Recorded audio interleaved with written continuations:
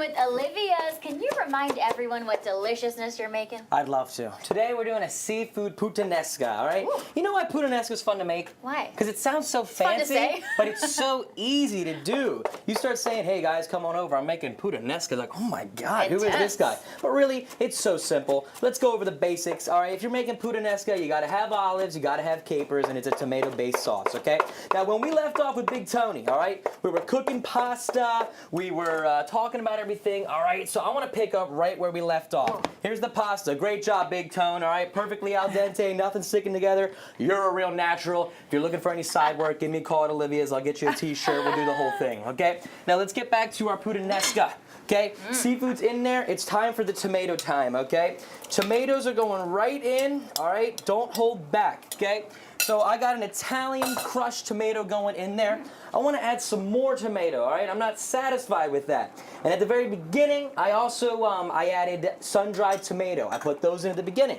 It all goes back to respecting your ingredients, all right? So I got heirloom cherry tomatoes. I'm just going to cut them in half once. I want big, chunky, all right? They're going to break down. They're going to get smaller, and the bigger they are, the more flavor they can absorb, okay? So it's time for all our tomatoes to go in. But why we're putting them in now and not at the beginning is because we put them at the beginning, they'd be overcooked, all right? So I got my tomatoes going in now. And now it's time to stir. If I could only find my spoon, there it is. Yeah. Let's stir this thing around, all right? And while this thing comes up to temp here and it comes to a low simmer, I'll add my fresh parsley and my fresh basil. But while that's waiting to happen, Mom, how about that delicious drink?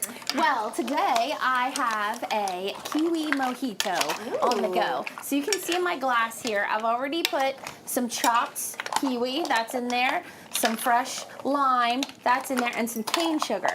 Now, I also want to add a little bit of fresh mint. You see my mint here? I haven't chopped it. I've just washed it really well. I want to keep it intact because I want to tear it and put it in the glass. That's going to release all the flavor and all the oil.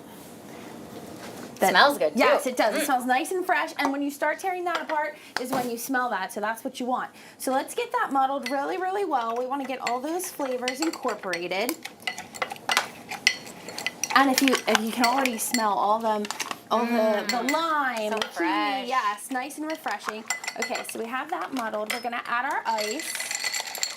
Now, what we want to do, I've chosen to use lime rum today. You can use whatever rum you like. We're gonna do 3/4 of a shot of that, and then I just want to top it off. I chose Kraken today, but you can choose whatever rums you like. Like I said, I just like to put a little extra punch of flavor with a little bit of dark rum. Just a little bit because too much will overpower.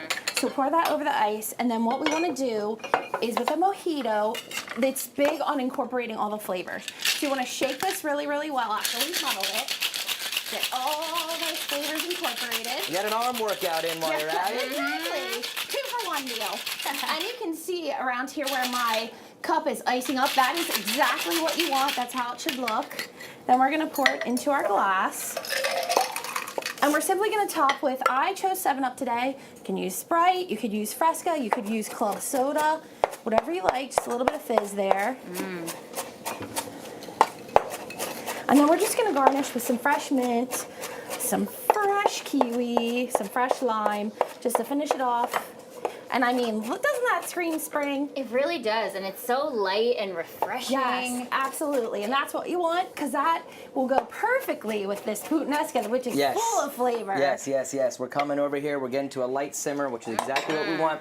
And during the break, I'm going to be adding all my fresh parsley and my fresh basil. I'm also going to be sweetening it up with some honey. Oh. You could use brown sugar. I'm using organic local honey. I also put a tablespoon's worth of tomato paste in here. I really want to amplify that tomato flavor for this dish. Well, this looks amazing. I cannot wait to try it. That'll be in just a couple of minutes, so make sure you stick around for that. Tony, we're going to send it back over to you, but gotta say I'm impressed with your skill. I didn't know you could do this. He put you to work. Hey, if you're looking for somebody, late afternoons or something to heat up the water, I'm your guy. I can get that water going pretty hot, and we'll cook that pasta together.